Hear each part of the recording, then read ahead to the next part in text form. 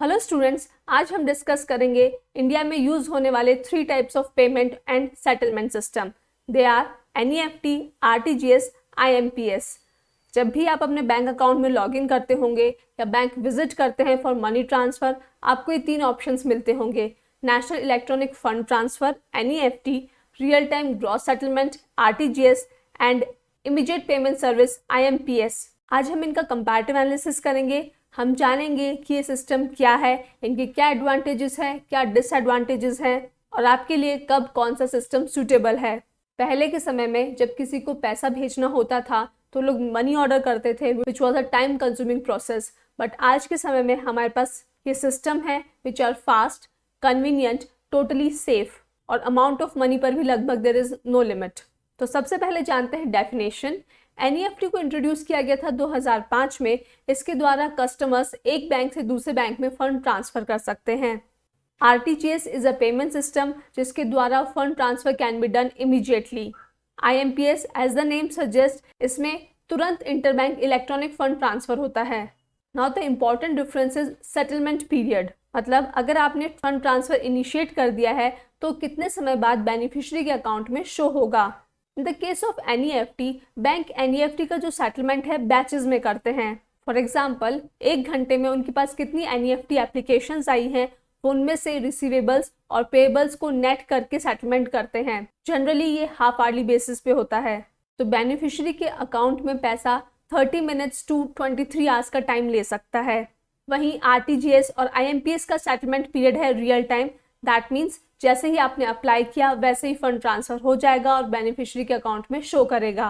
If we talk about the mode, NEFT और RTGS दोनों online और ऑफलाइन मोड पे अवेलेबल हैं, बट आईएमपीएस सिर्फ ऑनलाइन होता है। तो दैट मीन्स अगर कोई इंटरनेट इलिटरेट है तो बैंक को विजिट करके भी एनईएफटी आरटीजीएस करवा सकता है।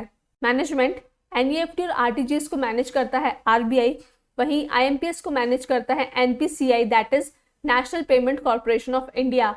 Now let us see the minimum and maximum amount. NEFT और IMPS का कोई मिनिमम अमाउंट नहीं है, आप 1 रुपया भी ट्रांसफ़र कर सकते हैं। बट RTGS में minimum amount should be 2 lakh rupees. NEFT और RTGS में कोई मैक्सिमम अमाउंट की लिमिट नहीं है, बट IMPS में 5 लाख रुपए से ज़्यादा ट्रांसफ़र नहीं कर सकते। Now let us know कब कौन सा फंड ट्रांसफ़र आपको काम आएगा।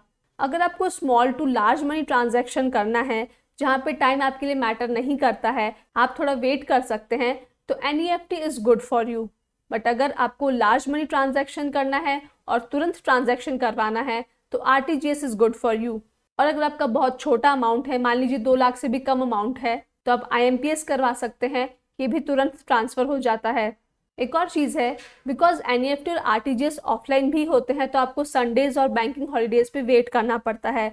बट आईएमपीएस में ऐसा कोई भी वेटिंग पीरियड नहीं है, आप 24/7 ये ट्रांजैक्शन कर सकते हैं। हालांकि ऑनलाइन एनईएफटी और आरटीजीएस भी आप 24/7 कर सकते हैं। कौन सा फंड ट्रांसफ़र करना है, इसके लिए एक और इम्पॉर्टेंट क्राइटेरिया है बैंक की फ़ीस और चार्जेस। अलग अलग बैंक्स अलग अलग पेमेंट सिस्टम में अलग अलग चार्जेस रखते हैं, तो आपको पता होना चाहिए आपका बैंक अकाउंट कौन सा है, बेनिफिशियरी का बैंक अकाउंट कौन सा है, बैंक्स कितना क्या चार्ज करते हैं। तो जब भी फंड ट्रांसफ़र करना हो, आपके 3 क्राइटेरिया होना चाहिए: आपको कितनी देर में पैसा चाहिए, कितना पैसा चाहिए और आप कितना बैंक को चार्जेस देना चाहते हैं। तो स्टूडेंट्स, ये था हमारा short and sweet comparison of NEFT, RTGS, IMPS. I hope अब कभी आप कन्फ्यूजन नहीं रहेगा और एग्जाम में किसी भी प्रकार से क्वेश्चन आए, you will be able to answer. Thank you for watching this video. Keep learning, keep revising.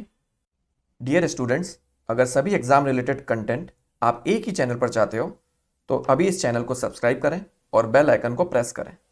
और अगर एग्जाम प्रेप को आप हाई लेवल पर ले जाना चाहते हैं तो डिस्क्रिप्शन में आपको ऐप और टेलीग्राम चैनल का लिंक मिल जाएगा। तो दोस्तों, अगर आप चाहते हो कि ऐसा ही क्वालिटी कंटेंट आपको मिलता रहे जो हेल्प करे आपको आपकी एग्जाम प्रेप में, तो सर्कल में जो गामा का लोगो दिख रहा है उसको क्लिक करें और चैनल को सब्सक्राइब करें। Thank you.